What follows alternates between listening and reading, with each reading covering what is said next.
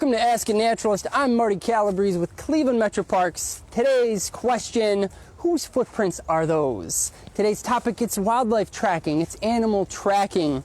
We're going to take a look at some tracks here at South Chagrin Reservation. This is an almost 2,000 acre reservation. It occupies many cities on the east side of Cleveland, and I'm at the northernmost point of South Chagrin Reservation. So my watershed, when it rains, when it has like snowed recently, now all the snow is melting, it goes right into the Chagrin River right there and north to Lake Erie.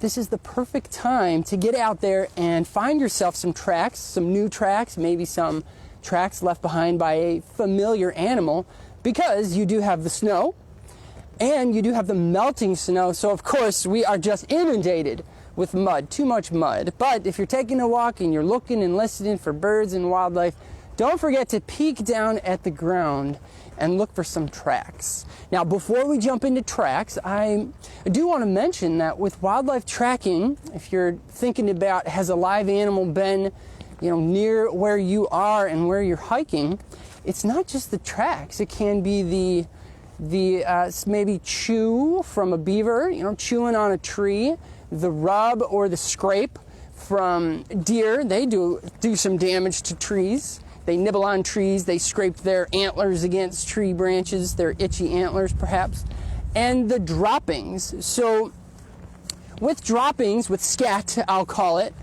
you can make some comparisons. Like the white-tailed deer, when their droppings hit the ground, they sort of make a pile, like a pile of raisinets. And they're round, but kind of irregular and shiny. And those little pellets are similar to an eastern cottontail. That's our rabbit here.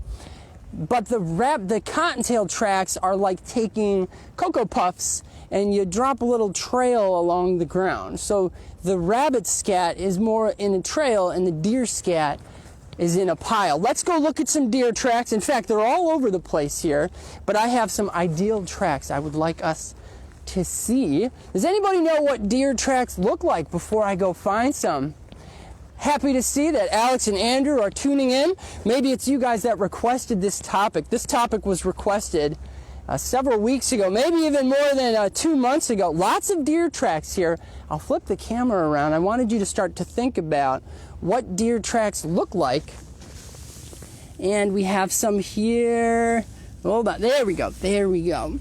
We're seeing 2 toes hit the ground, and actually the deer itself was stepping in its own feet, or whoops, oh boy, hold on a second folks, we will get you back.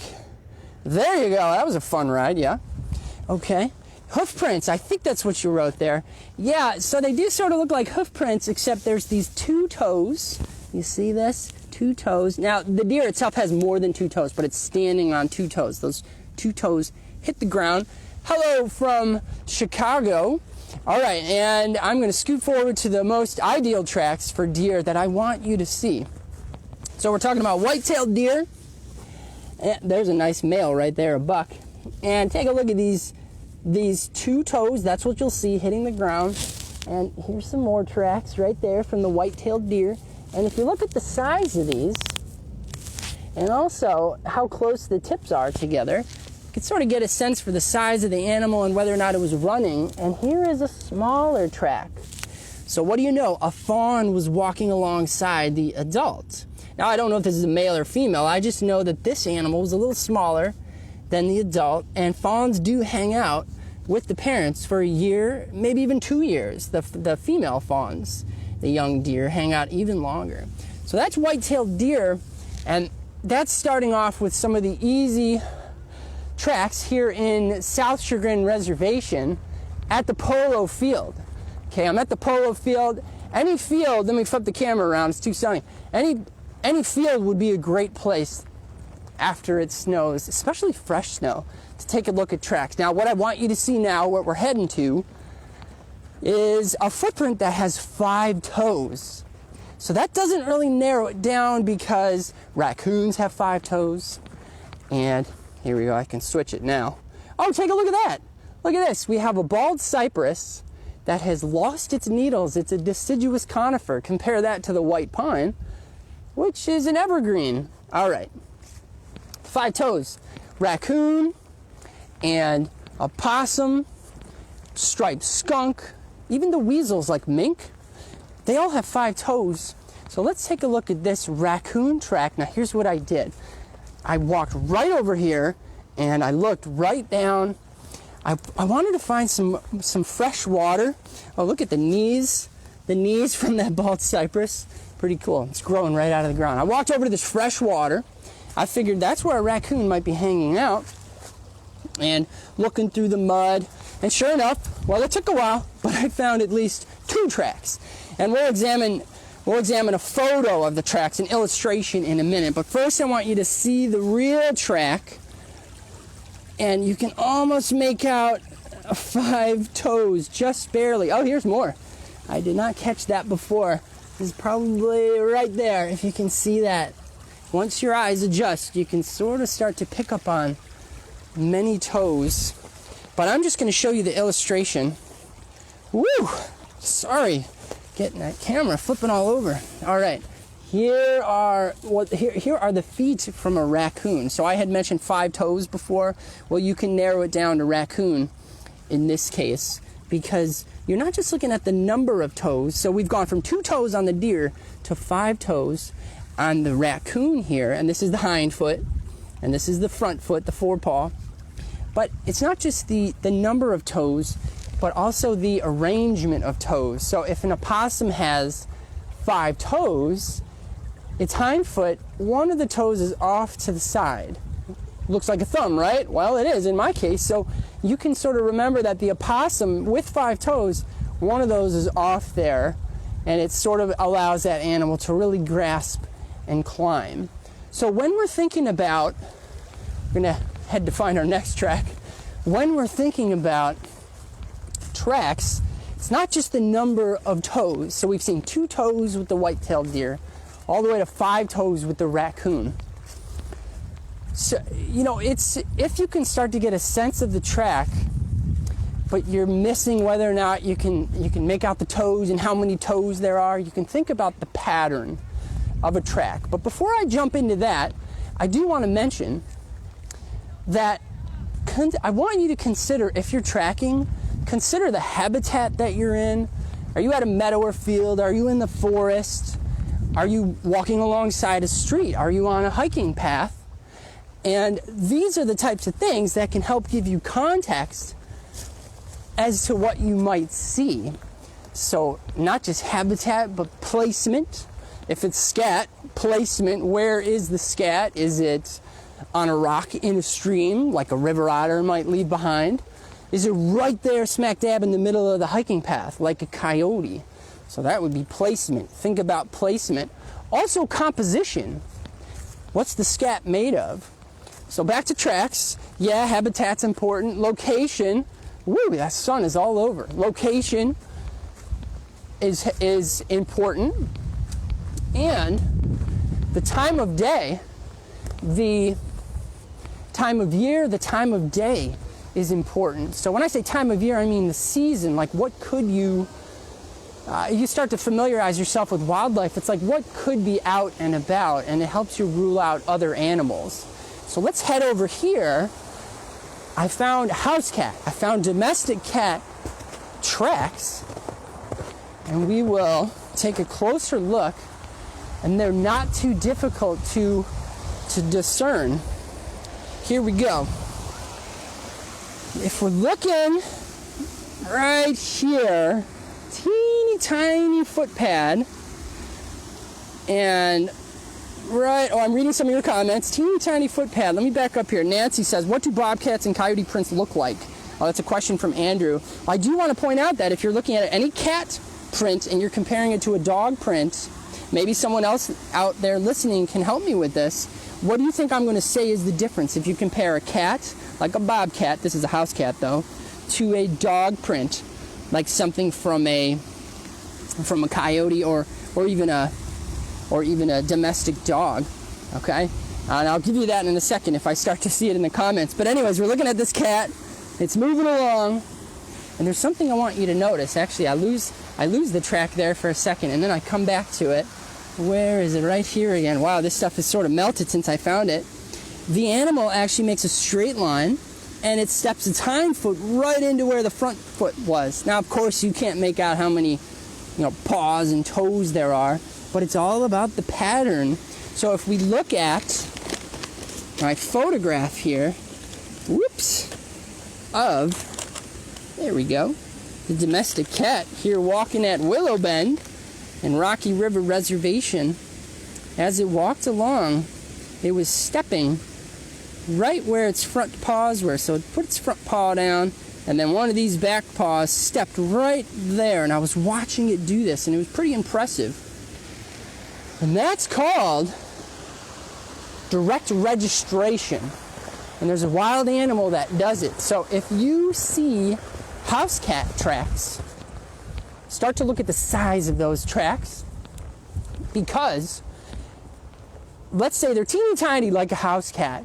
If you double that in size, and it has that direct registration, and I'll show you an illustration momentarily, then it very well could be a red fox. Dogs would have nail prints, Kathy is chiming in to say. Yes, that is exactly right. The dogs, whether it be a coyote or a red fox, although they're harder to see, then you know that it's a dog, because the cats have retracted claws when they walk. You don't see those claws. I gotta hop into the paddock here. Whee! Okay, you're taking you guys on a ride. Okay, here we go with I want to show you dog now. Okay, I want to show you dog. Let's take a look here. So as we take a look here at these dog prints, wow, these are really easy to see. It's heading in that direction. I was talking before, if you can start to get a sense of the tracks, all the tracks, sometimes it's not what exactly the track looks like, but it's just the pattern of the track that can help you figure out the direction of travel. So as we're looking at this domestic dog track, huge nails, I want you to notice that. They don't have as sharp nails as a red fox, for example. And, okay, let me shift a little bit. And there's just more to it. There's these huge pads, but you can almost make out here, I'm trying to find a good one for you, you can almost make out a W. And I want to drive that point home. Let's see if I can find a better one. Okay, here's another here's a dog. Yeah, okay. Domestic dog, a little bit of a W right there. And by comparison, if we look over here at these are fox tracks, okay? That's the front, that's the back, but don't really worry so much about what they look like. What I want you to notice here, if I can make it happen, is that you can draw a line right through here. Makes X. And again, this is fox, F-O-X. Fox ends in X. That's how you remember. You can sometimes see the X in fox tracks. And now this is also a fox track. But you know what? With red fox, too often the paws are a little furry and a little hairy, and it can sort of muddle the pads and the claws, and you don't see so much of that kind of detail. I do want you to notice that if you're looking at, here we go, let's take a look here. Back to these dog tracks. Whoops. Back to these dog tracks. There we go. Flip you around. What's this? What is that? Let me back up. I really want you to figure that out. And it did not come from me. It's a footprint right there from a person. So you'll often have, if you see a track like this and you're like, oh, is it a fox? Is it a coyote? And you're sort of forgetting some of these details, or the fact that this is huge and there's no way it could be a coyote, and definitely not a red fox. You see a footprint alongside it. What do you think was happening? Somebody was walking their dog, and dogs just sort of wander around. They're having a good time. They're not so much headed in a straight line, trying to save energy. They're fed all the time. They can rely on that, and if not, they'll steal the pizza right off the table later. The fox walks in a straight line. And I mentioned this before. Direct registration. So the hind feet are stepping right where the front paws were. straight line, direct registration. Remember that from today. That will be helpful when you're trying to figure some of these things out. Let's go take a look at our last set of tracks, okay? So you figured out the direction of travel. You're thinking about the pattern of the track. That helped you figure out the direction of travel, meaning where was the animal headed? It was headed that way. You've started to consider habitat. These are the sorts of things that give you context, time of year, where is the track, the location of the track, or the placement of the scat. Let's go look at one of the most common, but not necessarily the most familiar track, but I bet you could find this today if you head outside. Here we go, we're heading over there. To find this one, I went next to the forest. I went next to the woods. I'll show you what I mean. Because I figured that I could find squirrel tracks or rabbit tracks, but definitely squirrel. If you walk to the forest edge, squirrels might come out, then they'll go back and they'll jump back onto a tree. So sure enough, I found squirrel tracks. Let's see if we can see them still here. Yeah, because we do have snow that's melting. We've hit 50 degrees, folks. All right, so we have 1, 2, 3, 4. Direction of travel is, I should make you guess, but I just want to make sure you get a sense of these tracks here. 1, 2, 3, 4. The direction of travel is that way. The animal's moving in that direction. This is a bounding animal. So sort of think hopping. It's bounding. And what happens here is it's a fox, a squirrel. I'm sorry. It's a squirrel. It's a squirrel track. And I want you to notice, though, if I show you this track from a hare, okay, a rabbit-like critter called a hare, its front feet land and then its hind feet land in front as it moves in that direction. Squirrels do that too. So you've seen this outside. But how do you know if this is a squirrel track, and in this case probably gray squirrel because it's a little smaller than a fox squirrel? How do you know that this came from a squirrel, not a rabbit? Well, here's what I mean. So these are the tracks from eastern cottontail. They go in this direction. Hind paws, front paws. Look at the front paws. They're staggered. They're not right next to each other. Now, by comparison, it says, I'm reading a question now. If snow is melting when you find tracks, is it possible that the track is bigger than the paws to that of the animal? I do want to say that I found some really huge tracks today because of just what you're saying, just what you're describing. It almost looks like everybody that took a hike here and walked in the snow was wearing snowshoes because the tracks, they like bleed open larger as the snow does melt. So that's something you got to pay attention to. That's why I really like tracks in fresh snow or in the mud. So as we're looking at these squirrel tracks here, fox squirrel, gray squirrel, on the left we have the squirrel tracks. On the right we have rabbit tracks. Hind feet.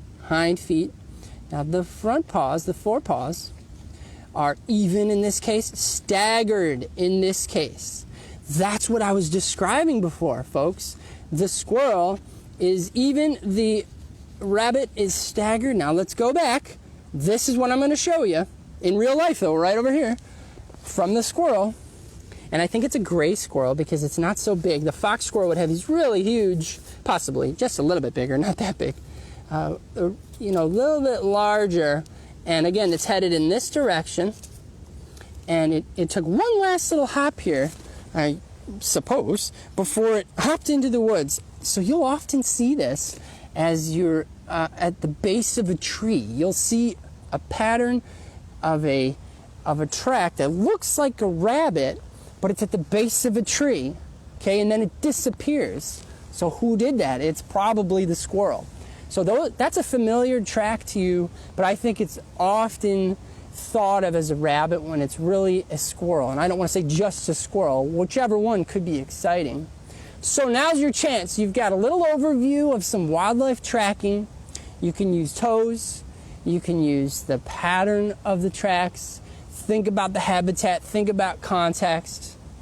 and we are through. Thanks for joining me at the Polo Fields at South Sugarland Reservation. I am naturalist Marty Calabrese with Cleveland Metroparks. I will see you soon. If you would like to put any photos of tracks into the comments to be looked at by myself or any of the other naturalists, please, oh please, a good rule of thumb, include something for size perspective, whether it be a ruler or possibly your hand, but consider our kids' hands are smaller than our hands.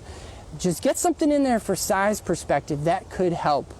And if you can make out the pads and the nails and all that, that helps too. I will see you soon. I will see you next time, folks. Thanks for joining me on this Ask a Naturalist.